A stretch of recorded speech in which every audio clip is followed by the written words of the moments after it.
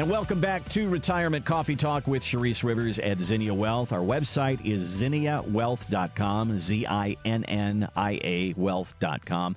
All right, so Sharice, we talk about the idea of converting money from the taxable area to the non-taxed area. That would be 401ks and IRAs over to a Roth. And I know that there's some pain involved there at the beginning, but it does help you in the end. If you choose not to do this, this is what could happen to you.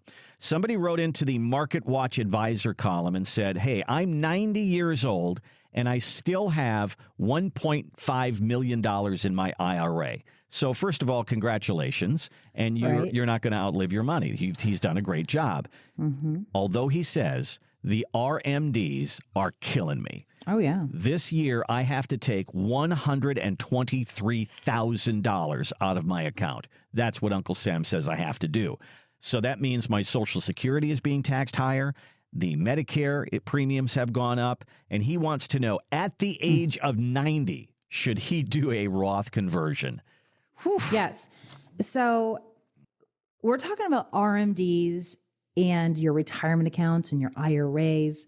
And RMDs, this is a forced distribution. You have to take a withdrawal out of all of your retirement accounts, all of your IRAs, whether they're still the employer or you're managing yourself or they're sitting at a good old Fidelity, whatever the case is. And as your accounts grow, most people, Randy, want their accounts to grow, Sure. Double if we can and triple over time. But as you get older, when you are age 73, you are forced to pull money out of this retirement account. And every year you pull money out, the percentage you have to pull out goes up. And a lot of people don't know that. We have a great chart to show people, but it starts around, 3.65, 3.85. But by the time you're in your late 80s, you're pulling out 8%. And now you have a 90-year-old sitting there where he's got $1.5 million in his retirement account, and he is forced to pull $123,000 out. So his Medicare Part B goes up. That's your IRMA. There's a penalty because you have too much money coming in because they take these RMDs as qualified money. It's your income. It's taxed at your marginal tax rates, right? And then you have Social Security provisional income formulas that make your Social Security taxes higher, most likely for most people, especially at this level. And so we have to really consider, does it make sense for a 90-year-old to roll IRA money, retirement account money, over to a Roth at this age? And I'm going to tell you, it's definitely not going to be for you. You want to start rolling these dollars out really earlier in life, like 50s, 60s, 70s is still good. I mean, I've had an 80-year-old do it. So now at this time of a 90-year-old's life, you're doing it because you're trying to leave a tax-free legacy to your beneficiaries at this point. But if he is taking $123,000 out of these retirement accounts right now, and I know he probably doesn't need to live on it, so he's just reinvesting it. He's likely reinvesting in something that's taxable, again, to him, depending where he invested that money and or possibly even to the kiddos or if there's a surviving spouse. But at 90, I'm not so sure. So we're always dealing with these taxes. So I would not recommend this gentleman to roll money from an IRA to a Roth because he has to take his $123,000 and then any money he wants to roll from his IRA to Roth, then he can do that. And that's just a bigger tax bill. And so unless you're just like, you know what, let's just knock it out, Sharice.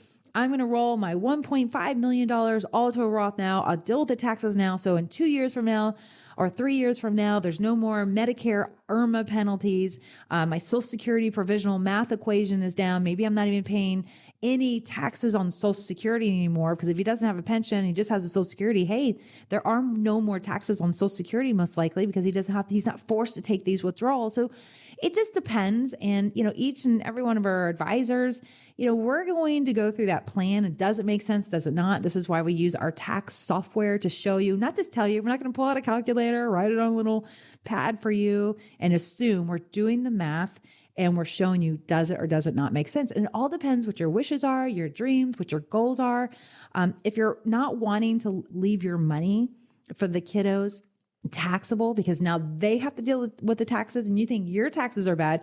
Let's say you have one beneficiary that is making $100,000 and now they got to cash all these IRAs out over the next 10 years, their 100,000 is going to 200, maybe 250,000.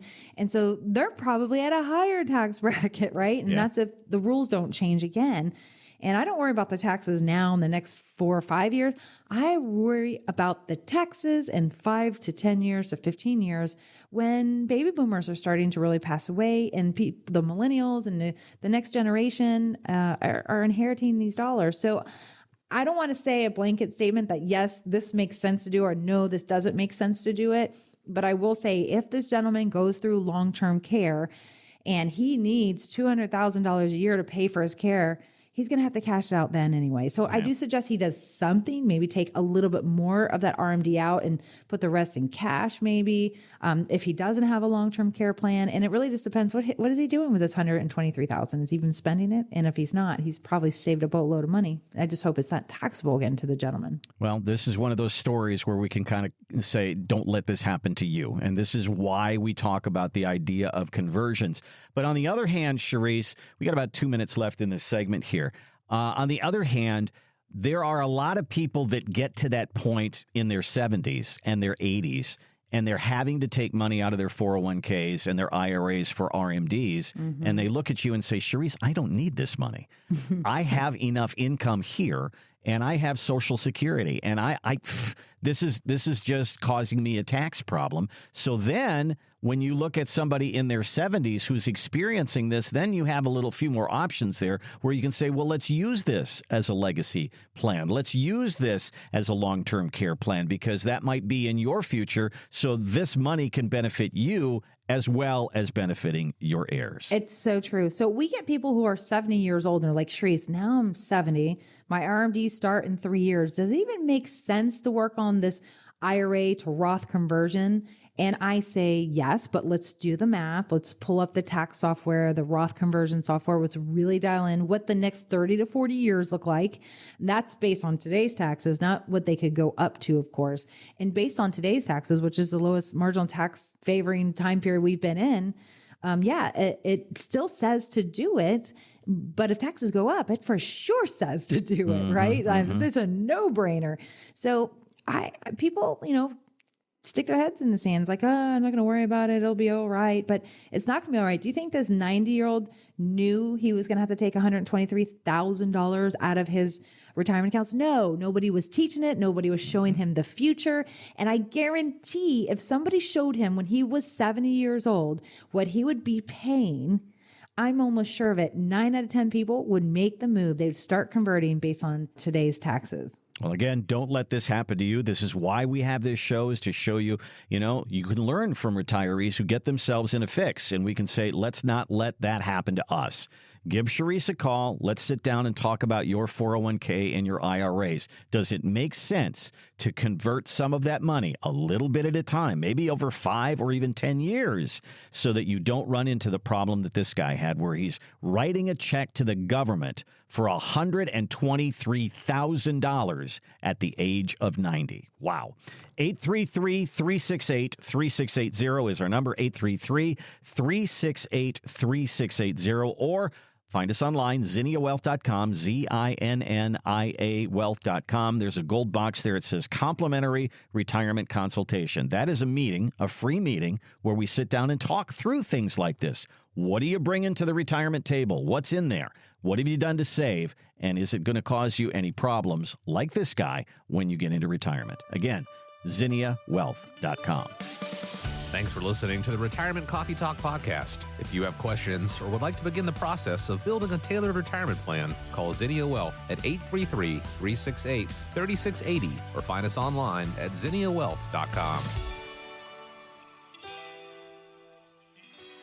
Investment advisory services offered through Zinnia Wealth Advisory, LLC, a registered investment advisor. The firm only conducts business in states where it is properly registered or is excluded from registration requirements. Registration is not an endorsement of the firm by securities regulators and does not mean the advisor has achieved a specific level of skill or ability. Insurance products are offered through Zinnia Wealth Management, LLC, Florida license L078655, and Charisse Rivers, Florida license P037744. Zinnia Wealth Advisory, LLC, and Zinnia Wealth Management, LLC are affiliated entities. The information presented is believed to be current. It should not be viewed as personalized investment advice. All expressions of opinion reflect the judgment of the presenter on the date of the podcast and are subject to change. The information presented is not an offer to buy or sell or a solicitation of any offer to buy or sell any of the securities discussed. You should consult with a professional advisor before implementing any of the strategies discussed. Any legal or tax information provided in this podcast is general in nature. Always consult an attorney or tax professional regarding your specific legal or tax situation. Any client experience discussed on this show are unique to that client. Annuity and life insurance guarantees are subject to the claims paying ability of the issuing insurance company. If you withdraw money from or surrender your contract within a certain time after investing, the insurance company may assess a surrender charge. Withdrawals may be subject to tax penalties and income taxes. Persons selling annuities or other insurance products receive compensation for these transactions. These commissions are separate and distinct from fees charged for advisory services. Insurance products also contain additional fees and expenses. Social Security rules and regulations are subject to change at any time. Always consult with your local Social Security office before acting upon any information provided herein. References to specific investments should not be construed as being past specific recommendations. The returns for various indices discussed in this podcast do not represent the performance of the firm or any of its advisory clients. Returns do not reflect the impact that advisory fees will have on an investment. Past performance may not be indicative of future results. All investment strategies have potential for profit or loss. Different types of investments involve higher and lower levels of risk. There is no guarantee that a specific investment strategy will be suitable or profitable for an investor's portfolio. Historical performance returns for investment indexes and or categories usually do not deduct transaction and or custodial charges or advisory fees, which would decrease historical performance results. There are no guarantees that a portfolio will match or outperform a specific benchmark. Investments in fixed income products are subject to liquidity risk, market risk, index rate risk, credit risk, inflation risk, purchasing power risk, and taxation risk. Because bond prices fluctuate continually, their yields change constantly.